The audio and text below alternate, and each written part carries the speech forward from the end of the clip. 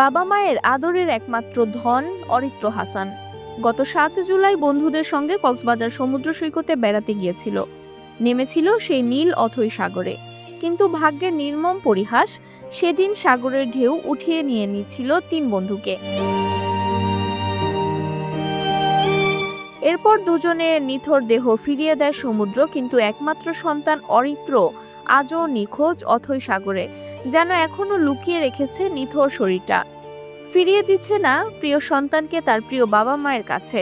বাবা সাকিব হাসান আর মা ২২ দিন ধরে পাগলের মতো ছুটে বেড়াচ্ছেন কক্সবাজারের প্রতিটি আনাচে কানাচে, আজান দিচ্ছেন সমুদ্রে পাড়ে।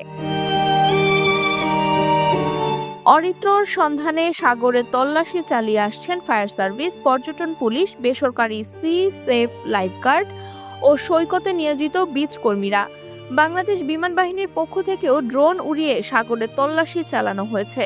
এরপরও অরিত্রকে খুঁজে না পেয়ে হতাশ হয়ে পড়েছেন তার বাবা মা ও আত্মীয় স্বজনরা।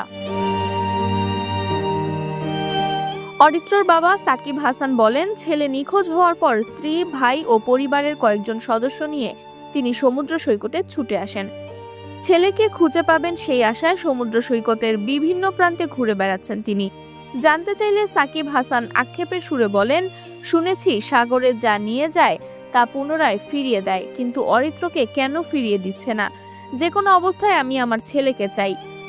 প্রতিদিন সকাল থেকে সন্ধ্যা পর্যন্ত নিখোঁজ অরিত্রর সন্ধান চালাচ্ছেন মা বাবা, পরিবারের সদস্যরা।